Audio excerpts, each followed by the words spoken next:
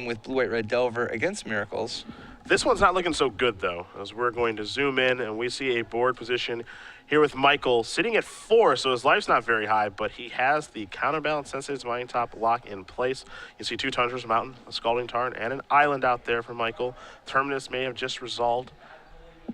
This is why you need to have that Banefire. Just PS Banefire you.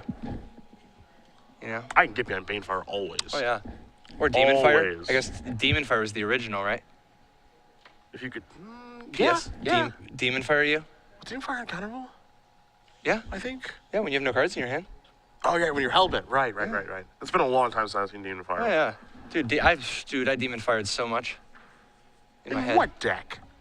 There weren't really When? tournaments. Huh? Yes, in 2000. Demon Fire. No, I cast Demon Fire a lot. One of the, there was a blue-white-red deck I was particularly proud of that was one of the early adopters of Ancestral Visions back when when there was sort of this backlash against the suspend cards from Time Spiral. A lot of people thought Ancestral Visions was just a really bad card, and I was advocating a blue-white-red deck with Wrath of God, Electrolyze, Demon Fire, Sonic Blast, a whole bunch of burn spells. It's a good time. Here's a Ponder from Henley, and we're going to see a Brainstorm here from Michael. Counterbalance Trigger looks to be on the stack as well, so assuming that he did order these correctly. Kind of just want to copy-paste all of the quotes that people said about Ancestral Visions when it first came out. And, look for those same people, their thoughts when Jace the Mind Sculptor first came out. Like, there's this awesome Evan Irwin Magic Show video of people being interviewed at the Pro Tour where Jace was first legal, where it's literally just a laundry list of people talking about the card being overrated and not very good. You know? I don't know anyone who would do that. That just seems ridiculous that someone would say that Jace would be bad. Yeah. At Pro Tour San Diego back in 2010. Yeah. That's just... Yeah, you remember that video. No, I have no idea what you're talking Firsthand, about. right? Actually, I have no clue what you're talking about. Oh, okay, that's weird. So, Michael continues to keep the lock in place. What is Henley actually trying to look for? You know, obviously he's got Michael down to a relatively low life total. Does he have any realistic outs? I believe that most of what he's doing is just kind of testing the waters to see exactly what's over there for Michael. I mean, he is locked right now, but if I'm able to somehow slip a 1 in or Michael makes some sort of mistake with his counterbalance triggers, I'll be able to win this game, because I think that's really all that he can do. There's really no getting out of this for Blue Red Delver. That's the big issue. Looks like Jace is going to be cast here. Yeah, it will. Yeah, I mean, he just doesn't have very many cards of their cost. I mean, in theory, he could play a Batterskull, right? And he does have one in his hand. But the tough thing is that Force of Will being juggled would counter that. And this Jace basically obsoletes the Batterskull. Yeah. Yeah, not really a ton of great options in his sideboard. Dude, I love a Chain Lightning in the sideboard, though. That's kind of gangster. 3 to the face. Yeah. Oh, it'd be kind of sweet in this position if, like, Michael tries to crack the Scalding Tarn to bounce it back at Henley. I mean, first of all, the Scalding Tarn alone is enough to make the Chain Lightning lethal, but second, Henley can just send that back. That would be something to see. This much is for sure.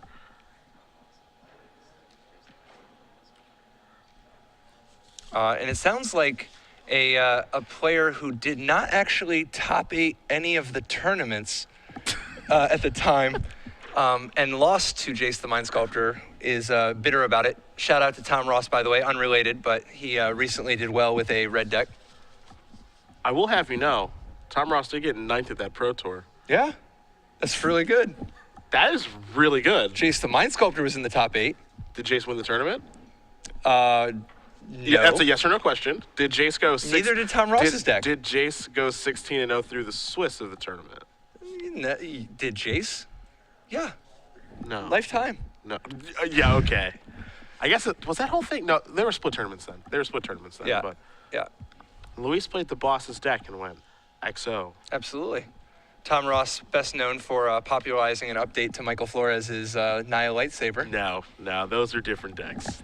Those are different decks. Their big innovation was putting 2 copies of Stoneforge Mystic in Naya Lightsaber. Tom says Jace is overrated. I'm not sure I agree. but you're very defensive when it comes to Jace. Look at you. No, dude, You I are don't care. defensive. I haven't cast a Jace the Mind. I will say I do have a really fond memory of Jace the Mind Sculptor recently. I was cleaning out a closet and I found a stack of Jace the Mind Sculptors and fetch lands. That was pretty awesome. And a Candelabra of Tawnos of all things. Why? All right, so Why do the rich get richer? will Why? of the council removing Batterskull. I hope the Jaces were bent. No, they weren't. I do. Not all of them anyway. There's a lot of Jaces. Council takes care of the Batterskull. We're going to leave these top cards on top here. Sort of one of those existential questions. If Tom Ross thinks that Jace the Mind Sculptor was overrated and Jace the Mind Sculptor thinks that Tom Ross was overrated, who's right, Yeah, sure. It's tough to say. No, Tom Ross has been on a tear, though. He actually, over the past year, we keep seeing his name popping up. How many different open events has he? He was at the Invitational, obviously. He did well at an Open sometime this past year, too, right? Oh, yeah, but he's been top 8 opens on the reg and then won the Season 2 Invitational. And then I remember a PTQ win he just had not too long ago. I think he had one, I think earlier this year. Not 100% positive on his PTQ results. A lot of tournaments. Well, I mean, he's back. Yeah, he's back in a big way. Full the way back, which makes me very happy. Big Tom Ross fan. Yeah, Tom is awesome. Michael, going to keep this card, it looks like. There's Nyland. Jace is going to take up. It's time for a little Fate Seal action now that he's taking care of one of the few cards that can slip through the cracks in Batterskull. So Michael says, you can have whatever this card is, since it doesn't matter. I imagine it's probably just a 1-mana spell that gets countered by top going on top of the deck from Counterbalance, or just something that he deems is perfectly fine to resolve. So Henley just going to pass the turn back. We're going to spin the top one more time. So what have we established? We've established that Jay-Z would play Jace the Mind Sculptor and that Tom Ross would not. Therefore, Tom Ross is not Jay-Z. Yeah. That's logic. It's something. It is definitely something. There's a top on top. It's going to take care of the brainstorm. All right. Well, that didn't work. I can't imagine why anybody thinks that this is anything other than just pure magic. I could see you on the left side of the table. So I could see Paul Rietzel on the left side of the table. No. That's what I want to see. Nope. I want to see Paul Rietzel and Craig Wesco playing the Counterbalance Mirror someday. That would just that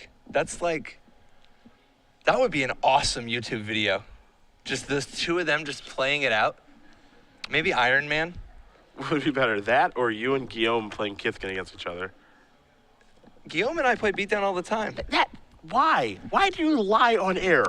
Why? The last time I played Guillaume in a Grand Prix, he beat me with a Kithkin. In Constructed. I don't believe you. Night of Meadowgrain. Nope. I'm serious.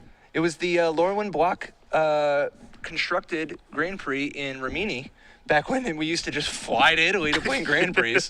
And I played Guillaume in that tournament, and we were both playing 5-color control, and he boarded. He actually had Knight of Meadowgrain in his deck, which is one of the best Kithkin, obviously. And I'm not even counting. Obviously, there's like changelings and stuff. I'm not even counting that. He literally just came with Knight of Meadowgrain, and he ended up beating me with it. It was very effective. Didn't come prepared, did you? I came prepared. I just discarded on turn 5. Oh yes. Man, a screw. Not the beatdown. He chose to draw against me. Of course he did. And then I missed my land drop, and then I just start discarding to hand size. He's a genius, of course he chose to draw. Cryptic commands my land and beats me down with a Knight of the Meadowgrain. Yeah. Eventually sculpting a game state where he keeps track of my entire library so that when I have just 4 cards left in my library, keeping track from clashes. When I have 4 cards left in my library, he forces a fight with Broken Ambitions in one game where he's behind on cards, but he wins the fight for Broken Ambitions for 0 and mills me for 4 cards to deck me. Very, very well played. You lose the game. Yeah. Wafatapa is on the short list. He's one of, I can count the number of people on one hand that I think are in the running for best player in the world, and he is one of them.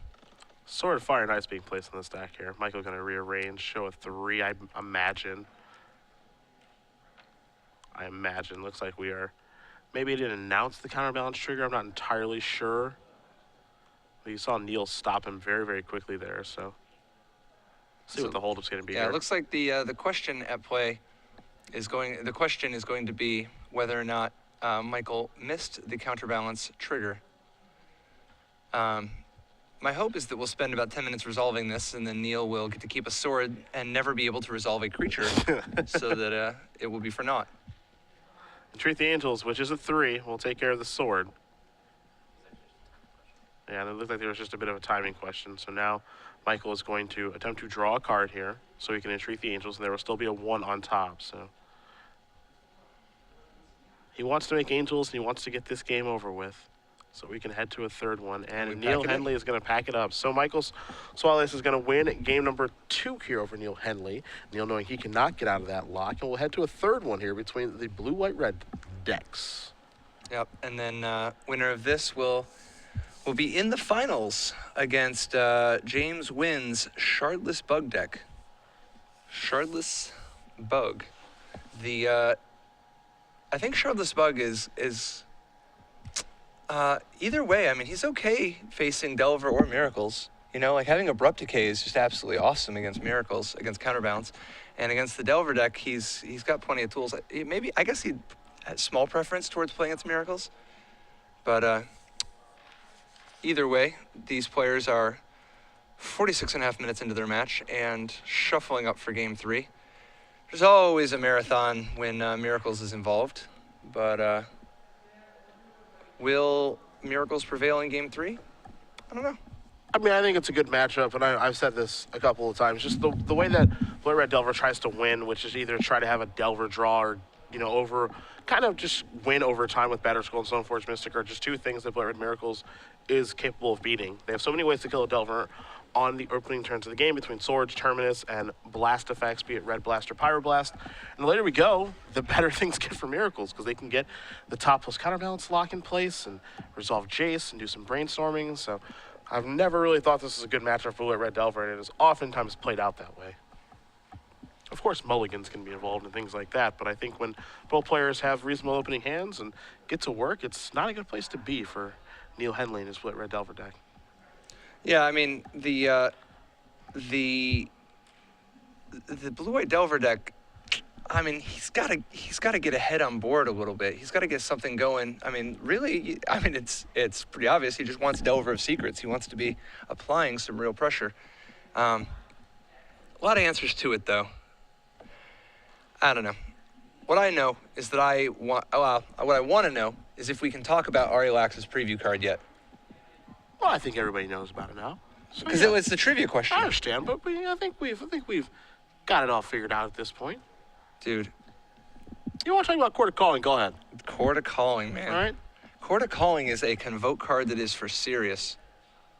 What are you thinking of Court of Calling in Standard? I mean, the fact that Court of Calling works with Inspired that's pretty crazy. I shouldn't even think about that. Yeah. That's actually kind of exciting. Yeah, that's pretty crazy. That's like really good. I've always been a big fan of Court of Calling. I think it's a sweet card. These green decks, they do have a lot of just kind of permanents that just happen to be out there in play, like Sylvan Caryatid and Courser of Crewfix that can't attack a lot of the time. So I could actually see them being pretty good. Not great, not like it is with Wall of Roots and Pod and Modern, because the cards to search up, there's just a larger collection of them. Yeah. But I expect to see that card see some play. Being able to tap your Pain Seer just for free and go find whatever you need, I mean, I don't know, that just seems super good. Now, the tough part is that triple green is not actually naturally just lined up with Inspired. Yeah. You know, a lot of the most obvious Inspired cards are like blue and black. But nevertheless, I think that that is something to watch. But even just outside of that, Court of Calling can find any god you want, which is kind of interesting. You know, assuming you have the mana, of course. Yeah, but, sure. But it's kind of interesting that even if the god isn't turned on, you can go find it if you just really want its ability as a sort of enchantment. Neil looked a little bit reluctant to keep his hand. Didn't look thrilled with the setting he was looking at, but did decide to keep it. Michael mulliganed very quickly, not like what he saw, so he's going to go back for 6. You know what's sad, though? We have all these great ideas, all these big hopes and dreams, but let's be serious. A month from now, is anybody going to be doing anything besides Court of Calling for pack rats? That's what these people do. You give them some new toy, some new technology that's just like they could do anything in the world they want, and instead they just make pack rats. Don't ruin it. People are going to be courting for souls there. No, they're not. They're gonna go get pack rats. That's all they ever. And they're gonna tap their pack rats to go get more pack rats. I'll court a calling for 2, get another pack rat. I don't think else better in my deck. I'm gonna go ahead and tap this overgrown tomb, this Temple of Malady. Don't forget about Llanowar Waste. Yeah, this Llanowar Waste. Take a damage. I'm gonna tap these 2 pack rats. I'm gonna get another pack rat. Nice mana base, by the way, with Llanowar Waste. I'm not gonna tap 2 pack rats Way to take one. and 3 mana to go get a pack rat when you could just discard a pack rat. Are you kidding me? Come on. Michael, oh wow. This is a mulligan to 5 at a very inopportune time. Neil Henley maybe breathing a sigh of relief in what is a difficult matchup for him, but again was able to win game number 1, which was going along, so I again wonder what happened there. Now, the Blue-White Miracles deck is one of the best decks at mulliganing in the format. It's got a lot of library manipulation, find what it needs. It doesn't need a ton of mana to operate. It's got some really, really, really powerful cards that can just, with a small amount of mana, can actually just completely take over a game, like Terminus or the Counterbalance Lock itself. Mulligans are very, very much not a problem for Michael's deck. Always bad, obviously, particularly against a Thoughtseize to Turok deck, but not as bad as it would be for most decks. Michael with the planes, and now there is a Swords to Plowshares. Ooh, and a Daze. So very effective. We're going for the Delver of Secret Straw. That's exactly what's happening. Let's see if we're able to flip it. We are with another Daze. We are moving in right now. Insectile Aberration Dazes. It is very effective. It doesn't want to get in that sleeve, but it will. And here's a Volcanic Island before passing the turn back over to Michael. Oh my God, is that a Spell Pierce in his hand too? I think so. This is filthy. This is the Delver draw. Filthy. This is the type of opening that Ben Rubin would do. Hall of Famer Ben Rubin. Just literally just, the filthmonger delight. Here's the top. That's going to get Spell Pierce. That card's so important to Michael's deck, especially on a mulligan to 5, so that gets countered. Oh yeah. This one's running away before it even started. Insectile Aberration gets in there, knocking Michael to 14. And we're just going to pass. So just a one-lander here. So we are all in on this Delver. Yeah, Henley continuing to just try to nurse this little, nurse the advantage that he has. That was a big draw. Is it a Vendilion Click? It's a V-Click, but Swailes knows that Henley has a Daze because that was revealed. Yep. So he's got to wait one more turn. Yeah. As Manuel Bucher would say, it's a Windillion Click. It's very good, that's for sure. Are we sacrificing? I think it's mostly just like a V and W type of thing because of his accent. See if it's going to be Basic Island or not. It is not. Yeah. Wanting to make sure that he has access to red mana to threaten Red Elemental Blast and the like. So now we are going to cast a Brainstorm. I like this. And he can also just shuffle away the chaff. See if Brainstorm's going to resolve, and it will. So here comes 3 cards. 1. Yep. It does have to draw 1 at a time 2, 3. because of Terminus. Yep. Draws the 1 card by itself. That's a disciplined Miracles player. Yep. 2 lands are going to go back. And here's the Swords. That is a Flusterstorm. Oh, wow. Yep. Punishing for the Brainstorm. Yep. Very effective. A lot of smart play by Neil Henley. Yeah, this is the most Delver draw I've ever seen. This is pure Delver. Yeah, this is just trying to... Oh my God, that draw is so Delver. Just trying to punish him. Just trying to literally hold on to counter all the spells from a flipped Delver. That's it. Gonna sacrifice this air base and go down to 9. And we'll go get a Tundra. Yeah, and after he shuffles, his top card is gonna be so random. It certainly will be.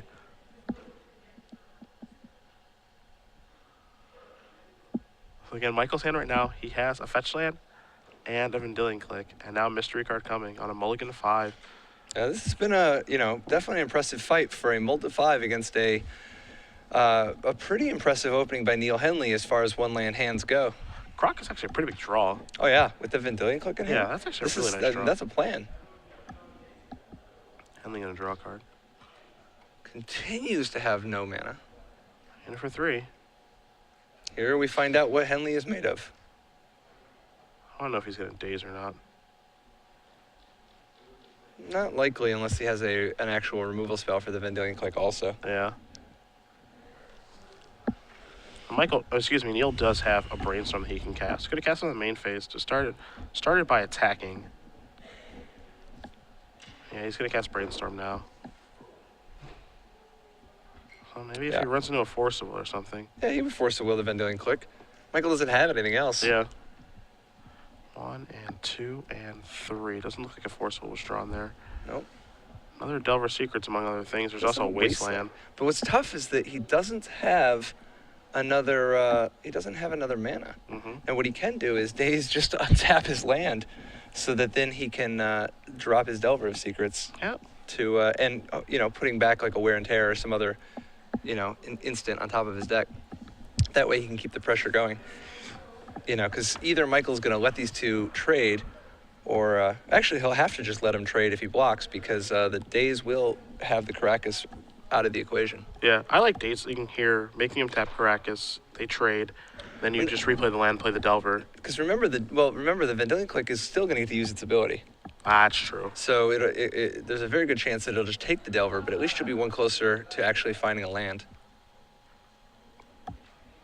The tough thing, of course, is that if Michael, depending on if Michael dazes or not, it could change whether or not Michael wants to take a card, Oh, or whether Henley dazes. Yeah, this is interesting now, because now he's actually putting Delver on top of his deck, and Wear and Tear is the card underneath it. Okay. It's getting a little tricksy, but I think it's appropriate. It's kind of nice that he's got the Wasteland to try to or to blow up that Caracas. Get this stuff under control. Henley still has a little bit of an edge here, but things are starting to shape up for Michael. He's got a lot of really, really live draws. Yeah, there's the Daze. Caracas says, yeah, I'll pay. So now here's Vendilion Click.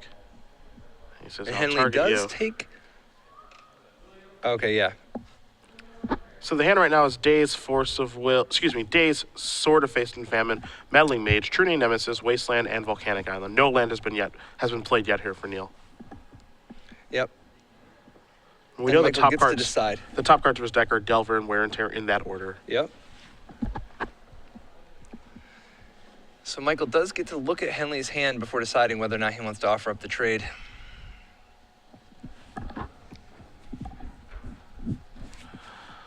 And you see him, Swailes just has a Flooded Strand in his hand, is hoping for some really good top decks moving forward. We'll see if Who isn't, really? Yeah, I mean, we'll see if Henley's plan actually does come together, if he's going to take a card or not, and what Swailes wants to do. I do like the way that Neil played this turn a lot. Really big fan. And I think he just said you can keep it. So now here is a trade. Yeah, it Does didn't take anything. nothing. Maybe we're going to fire up a Wasteland now. I like Wastelanding in this spot. He's just going to play the Volcanic and pass the turn back. Does give the ability. Yeah, Daze doesn't really do a lot right now. It's fine, but draw a card. It keeps Jace the Mind Sculptor off the table. Presumably it keeps Jace. Like, Henley doesn't know that his opponent has a land. Right. Because he has a Flooded Strand, so. Now we're going to draw a Delver. So there's that. I think you have to play Delver because you know the top card's Wear and Tear. The only question is if you Wasteland the Caracas first to turn off for Force of Will. But he opts not to. That may have been a Vendilion Click again. Yep.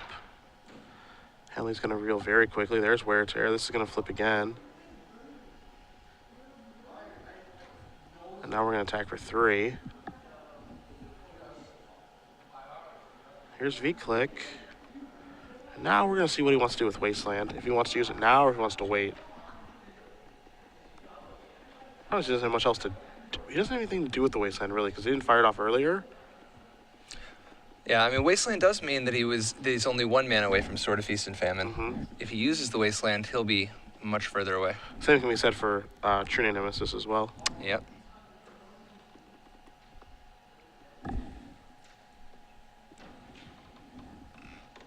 The options here, I mean, because the tough thing is that if you think Michael's for sure going to block anyway, then you don't even need to Wasteland the Caracas. Which Yeah, if you think he's going to block and not bounce his creature with Caracas, like I could see him just say, all right, bounce, block, bounce. Yep, but I kind of like Henley's position here. You know, his play there. See where Michael's at. If Michael offers the trade, keep your Wasteland and try to get to your 3 drops, because a True Name Nemesis right now would be pretty nice. Here's a Brainstorm. Wow, that's a lot of good cards. Yeah, that's a Jace. It might be another V-Click and a Terminus. Mm-hmm. That's pretty good. This is actually pretty hard to decide on how you want to move forward here. That brainstorm is so good. I think that Michael is actually a small favorite now. That was a really good brainstorm. That was a really good brainstorm. Yeah. That's the kind of brainstorm my mom used to brainstorm back in the day, the summer of '95. Got to go down to 8. Well, Michael. And Michael's got a variety of good options here. I mean, all roads begin with Jace the Mind Sculptor, though, right? Most do. Most do. At least the good ones, anyway. We know that's for sure. Michael continuing to advance the board.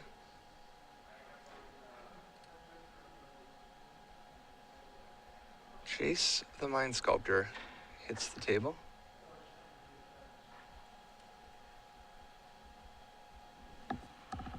Can't daze it. Just has to look at it, know that it resolves. Hope to What draw. an awkward collection of cards. He has to hope to draw a land next turn. Now, I mean, obviously Michael mulled to 5, but I mean, Henley has had just these. Henley has not been finding lands. I mean, this is a lot of turns, and he's looked at a lot of cards, and he just cannot find any land. That said, I got no sympathy for these legacy players who play like 19 land or 17 land or whatever. How many land does he have that actually make blue mana? 9, 13, 14, 15, 18, 19, 20, 21, 22. Wow. No, that's Michael. He's playing a halfway same number of land. Neil Henley, actually with 20 land, 4 of which are wastelands. Yeah, that's how they build them. Blue, red. That's how you do it in Legacy. You just want to feel something every time you're a little light on mana. On occasion. On occasion. Neil's draw was a forcible that Michael left on top. Michael drew a brainstorm for the turn, so it looks like he's going to start by casting this. That's exactly what he will do. I wouldn't be surprised to see Neil try to counter this. Because if he counters this, it forces Jace to either Fate Seal him or brainstorm. And if Michael's not controlling his draw, it gives Neil a better chance to draw a third land. And so there is forcible removing Meddling Mage. Not too surprised to see that there. True Name Nemesis is still a big game in Henley's eyes. The problem, of course, that Michael is juggling a Terminus. And that card's going to go to the bottom. That sounds like it was a land. Yeah, Henley rubs his hands together, knowing, all right, this is a mystery draw, and I need it to be a third land. What is this? There's a lot of good cards it could be, truthfully. You could ponder, brainstorm, what have you. That's a ponder. So start. This will help. 2 and 3. All right, so we've got at least one land, most likely. Yep. Most likely. Or else why are you in the tank? I always love when there's the one land you need and then 2 stinkers. And you're like, well, how bad do I want it? Well, you might as well sell him on it. Could get him to Fate Seal again instead of brainstorming. That's not so bad.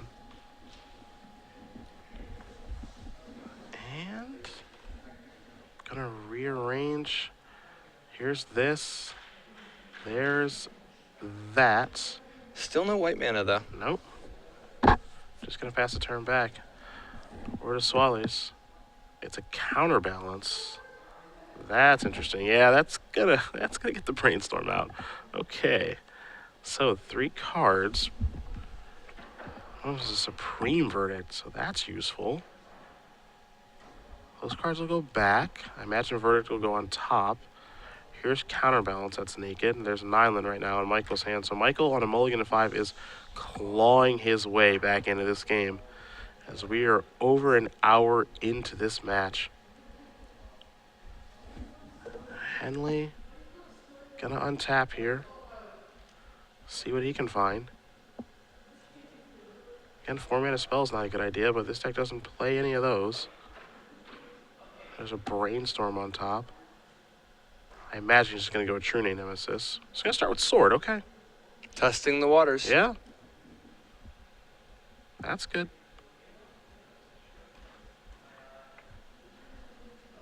True Name will come down at a later date. It's a little bit risky. Yep. So next turn, he can drop True Name Nemesis. Time to brainstorm yet again. Maybe he can drop True Name Nemesis. Another Jace. I think Michael he has put this one away. Doesn't take many brainstorms No. from Jace. It really doesn't. Oh, Jace the Mind Sculptor wins again. A couple of cards on top here. The fact that he's continuing to juggle that Terminus really removes most of Henley's counterplay. In theory, I guess Henley really needs to have a Force of Will so as to be able to Force Will the Terminus. Which is probably, there, oh, so this is how it starts. All right. Okay, so now that he actually has the Force of Will, he can True Name Nemesis, Force of Will the Terminus, and if Swailes has nothing else... Well, we know he has a verdict in his hand. Does Henley know that? Well, Henley does not know that, no. Because he's got more True Name Nemesis in his deck. Yeah. And this is how it starts. Here's a brainstorm. I'll see if the coast is clear. It is, so 2 and 3 cards coming. That's a pretty loud signal that Michael has a Terminus on top. Yeah, I mean, like, the fact that he knows the top card of his deck is just there's no reason for him to reveal unless he knows it's going to counter it. Right. So even though we know that he has a Terminus on top of his deck, I think it's just a situation where it's like, I'm not going to give away any information if I don't have to. Maybe it's a Terminus, but Yeah, it but could just be anything. But Michael would be juggling a 1 if he didn't have a Terminus. Most likely. Sure. I mean, it could be anything, even a boat. Henley tanking on which cards to put back in his bid to try to crawl and claw out of this particular counterbalance lock. Don't know if he's ever found a fetch line yet. Oh, there we go, finally. He's going to pass the turn back. I am not a fan of passing the turn back there. Unless he has like Vendilion Click in his hand, I hate passing the turn back there. Here's another brainstorm. You have to cast something. Because the longer you let Michael do this, the chances of winning the game get lower so fast. So very fast.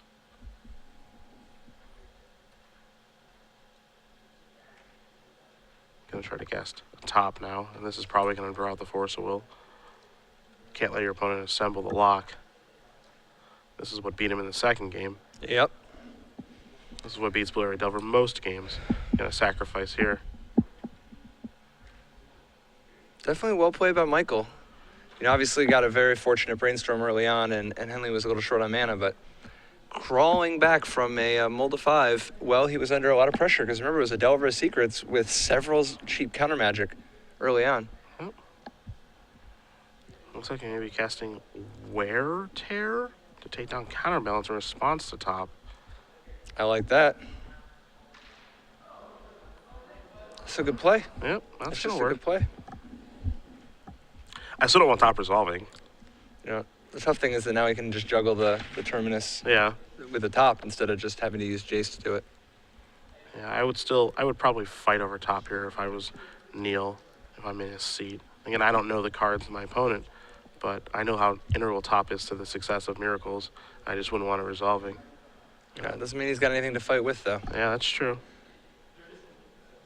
He's kind of just all in on this True Name Nemesis, which he continues to hold, not wanting to just give it up to a Terminus. But it looks like, did he draw another Force Will? Potentially. Here's True Name, finally. That's Wow. good. This is it. This is huge. This is really, really big. And now he can sort of Feast and Famine the True Name Nemesis. He has Michael on a 2-turn clock. Michael does have a Terminus, but Henley has the Force of Will, another Force of Will. This is huge. This is so well played by Henley too. I don't know if he'll actually get out of it because this is kind of a nightmare situation. But yeah, no, oh yeah. Obviously, there's a Supreme Verdict still to be dealt with, but he doesn't know that, and you got to crawl out of it somewhere. If he plays a True Name Nemesis again next turn, he's not gonna have the mana to wait. He needs to do it now, because obviously he's up against the pressure of that Jace. Oh, there's the Force So there's of Will. the Force of Will. With the days. Those are the last 2 cards in Henley's hand. Absolutely, which means that even if Michael Supreme Verdicts Henley here, Henley still has time to draw a True Name Nemesis next turn, equip the Sword of Feast and Famine, and begin the impossible comeback. 3, 4. There is Supreme Verdict. So there's the exchange. And now for Neil, he's got to draw one of those copies of True Nemesis that's left in his deck. And he's got about maybe 2 turns to do so. Yeah, Michael is probably he decides to brainstorm instead of take up the Jace. 3 lands is what he's looking at. One of them is a fetch land, and he hasn't played a land yet for the turn, I believe. So he's going to want to crack a fetch land and get a fresh look. This does give Henley a little bit more time to get lucky and try to find a true name Nemesis. Still the best draw of the bunch by a healthy margin. There's a Tundra. And Jace is starting to take over.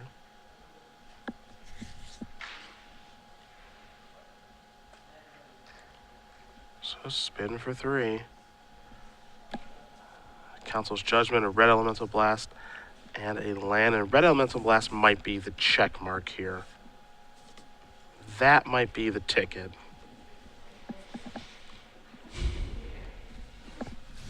Because red Elemental Blast can, of course, counter True Nemesis preemptively, and Henley just has to draw and pass the turn back anyway. So now Swailes is going to untap all those lands. And now we're going to go deeper into the Miracle Tank, and now we're ticking up. Yep, this is where he just tries to lock it up. Mm-hmm. 2 more turns of this. He left that on top real quick. Mm-hmm.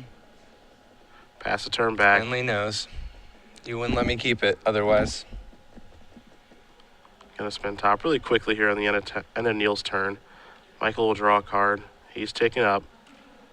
Take a look again. He's sitting at a relatively healthy 7. Remember, this is a mulligan so we of gotta 5. Hope. At least you put it on the bottom. Yeah.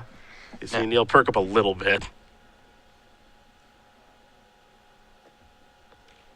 The tough thing is that there's not really a lot of live draws anymore. I mean, I guess a red blast on the Jace. Yeah, he's going to extend the hand. That's going to do it. Michael Swailes is going to win this match over Neil Henley. 2-1, able to overcome a mulligan to 5, and he's going to move on to the finals to play against James Wynn and Charlesbug. One heck of a comeback there for Michael. Jeez. Not a very good mulligan to 5, but if you're ever doubting the power of Jace the Mind Sculptor, you probably shouldn't do that. Yeah. Because that card won the game basically by itself. Yes, Tom. Remember that. Yeah. All right, we're going to jump back into the booth. We